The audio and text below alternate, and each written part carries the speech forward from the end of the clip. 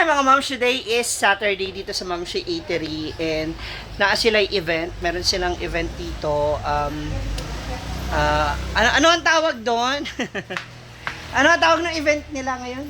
Ay, ang tawag sa event nyo ngayon? Ayun, Balyes. Pinasayaw na yung Basta dance contest na lang po, ayan. So, andito po yung mga rakit ng taon ng hasaan. Ang mga tunay na rakitera, The CEO is slash makeup artist, drag queens, tanan-tanan. At yung mga candidates nila. Sarah G. Di ba, ito yung sa tala. Costume ni Sarah ba? Ay, one piece siya. One piece? Meron akong ganyan, white, black, tsaka red. Siyempre, ano aasahan mo? Ano naman magsuot ako ng small? Nagsexy ka naman mo. Hindi, mas gusto kong matanong si Madam na, kamusta po ang kumikita ng 20,000 a day sa Teacher yourself. So, may mga customer tayo, mga nagpaluto po ng kanton, may mga nag-snacks, merienda. So, andyan na sila. Ako naman ay ire-ready ko na yung dadaling kong food. Para kina Britney din, no? Kasi nag-request siya ng sopas. So, ito na. I-ready na natin. So, ito na mga moms. Yung ating mga lulutuin. So, meron tayong breast part ng chicken. So, kailangan breast part para puro po siya laman.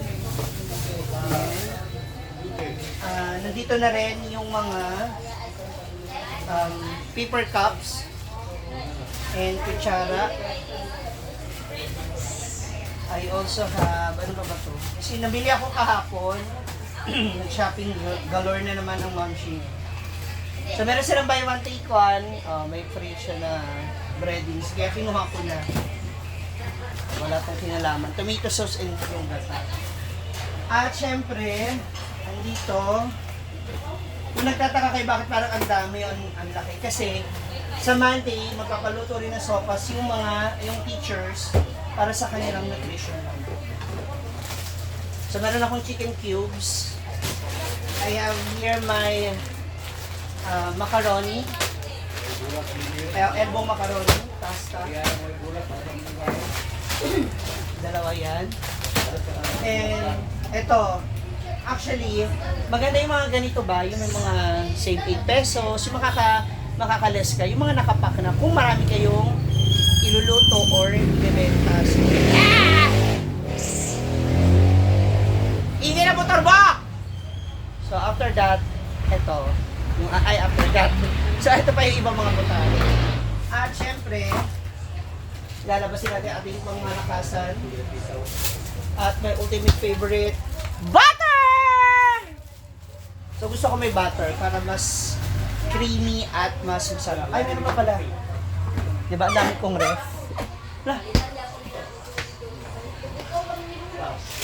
Syempre, ang aking favorite na hot dogs. TJ yan. And yung mga gulay na ating gagamitin para sa sopas. So mag-iwan ako ng bawang sibuyas. Ready ko na, sangkutsain ko na, igigisa ko na. Pero hindi ko pagsasamahin yung ating sabaw at pasta para hindi muna ma-overcook o lumabsak yung ating macaroni. Okay? So, samahan niyo ako magluto. Let's go. So, bago patuloy yung magdilim mga moms, nandito na tayo sa aming abuhan. Ayan. So, ipapakita ko na sa inyo yung own version ko po ng paggawa o pagluluto ng sopas. Again, uulitin ko po, this is my own version of sopas. So, paraan ko po ito ha. Baka mamaya iba sa inyo is may masabi na naman. So, this is my own version. Mainit. So, nagpakulo na ako ng tubig dyan sa kabila and meron akong 2 kilos dito ng macaroni elbow. Bahala na kayo kung anong gusto nyong brand, pero ako I prefer yung ganito.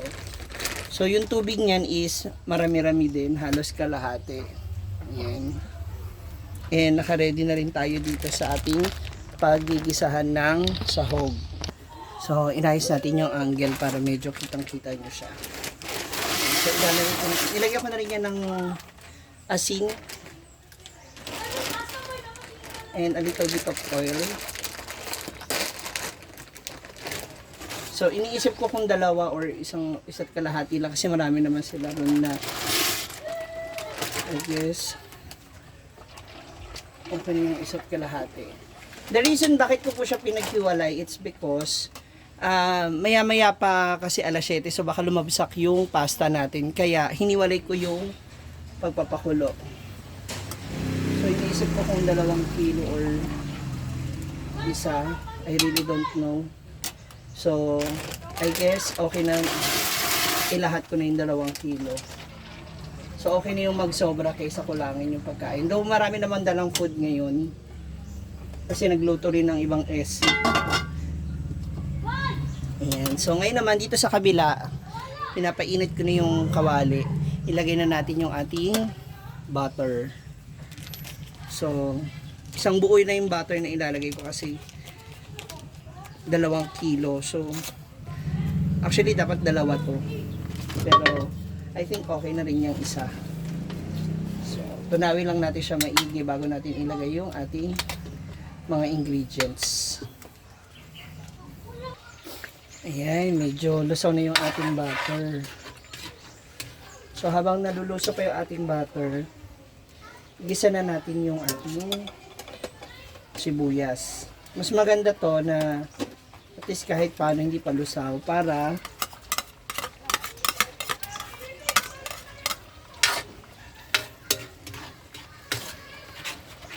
masyadong onti yung sibuyas kung napansin niyo, no? So at least lang magkaroon lang siya ng sibuyas. Actually. Ayan. Depende pa rin yan sa inyo ha kung gaano ho karami yung gusto niyo ilagay. So lutuin lang natin siya maigi. Pag naluto na, tsaka natin isunod ang chicken. Ayan. So napansin niyo naman kumukulo-kulo na yung ating butter. Naluto na yung sibuyas. Ngayon, lagay na natin yung ating chicken. Ayan. 4 piece to ng breast chicken na hinimay-himay. Ayan. Para mas masarap. Para yung lasa ng yung lasa ng butter manuot sa chicken. Pag alam nyo pong medyo bitin yung butter, you can add oil. Or kung gusto nyo, kung mas malaki budget, you can add additional butter. Yan. So, bisahin lang natin siya maigi. Though, pinapakuloan ko na yung manok, kaya luto na rin po siya. So, sunod niyan, lagyan na natin siya ng mga pampalasa. Yan, you can now put and add pepper. Unti lang muna. So, mamaya pag kinulang, pwede ka naman magdagdag. And salt. Ayan. Haluin lang muna natin siya maigi. Hanggang sa maluto. Ayan. So you can now add the sabaw. Wala dun sa pinagpakuluan. Ayan. So, nilagyan ko na siya ng pampalasa. Ito naman yung pinakasabaw niya. Ayan. So, yung pasta natin, maya-maya hanguin na natin. Total, wala naman na siyang apoy. Ay, dagdagan ko pa ng So, ayan na. Nalagay na natin yan. Maya-maya na yung gulay kasi baka malata din, ma-overcook. So, pwede na natin ilagay yung ating hotdog. Actually, later na nga sana yung hotdog kasi magkukulay pula kasi yung ating Baka ilas ko na siya, halos magkasabay sila ni gulay.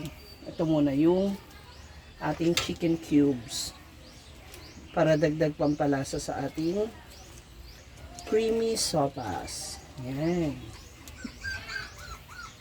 By the way, 4 na chicken cubes pala itong ilalagay ko kasi malaki yung kalahati nito yung tubig. So hopefully magustuhan to ng mga ano ni Britney, mga nakikilala. So yan, hintayin lang din natin siya ulit na maluto. Actually kahit wag naman kasi baka mamaya malabsak na yung ano yung chicken. At saka mainit naman na yung tubig. So pwede na natin ilagay yung gatas. We can now add the condensed milk. Ayan. Kailangan lang talaga dito is maluto siya maigi para na sa ganun po is hindi siya mapanis kaagad o masira. And meron akong nilagay na 4 na latang condense. Ayan. Para mas creamy at masarap. Ayan.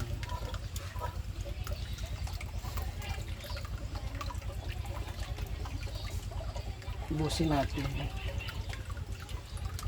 Actually, request to ni Britney kasi daw hinahanap ng mga ibang kapitbahay niya na kung magsusopas daw ba siya. So, naisip ko, I decided na gumawa ng sopas. So, hopefully magustuhan nila ang sopas. Ayan. Mapapansin nyo marami po yung gatas, no? Kasi ihalo pa naman siya dito sa kaldero mamaya. So ano lang natin, lutuin lang natin siya dito.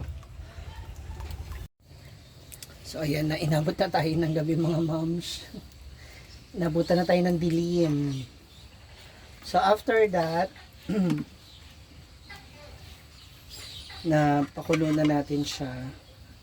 Pwede na natin ilagay, isunod yung ating hotdog. Yeah. Ooh. Any kind of hotdog ha, bahala kayo. It's your choice. Yan.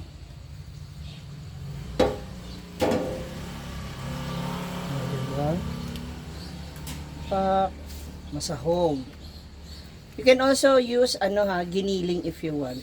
Kung gusto niyo lang. Depende po sa budget syempre. Then, pwede na natin ilagay ang ating mga gulay.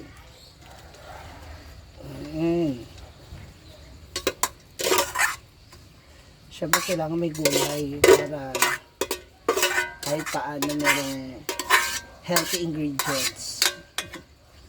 Yan. Sintayin na natin siya ulit kumulo ng husto. Huwag lang natin pasobrahan para hindi, yun nga, ma-overcook yung mga gulay. So, ayan na mga moms. Diba? Kung mapapansin nyo, hindi po yan na kakahalo ko. Ayan na to. Nadurog. Pero hindi naman po siya malabsak. Hindi pa siya malambot. So, now, ang gagawin na natin mga moms ay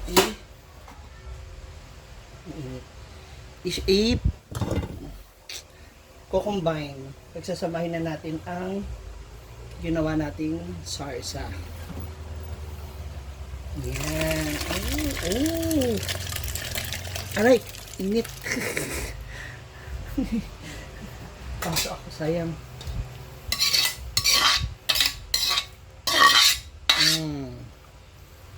Oh, diba? What can you say mga moms?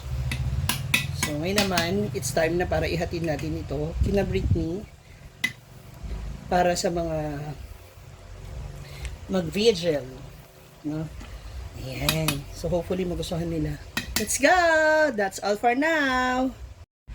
So, ayan, nakapagpa-fresh na rin tayo, nakaligo na tayo. So, punta na rin tayo doon kasi papunta na rin daw yung ibang mga akla. Kasi yung ginawa naman din ng spaghetti and ibang basta may snack sila na niluto ngayon. Mula sa Social Climber Squad and sa mga pickle beer.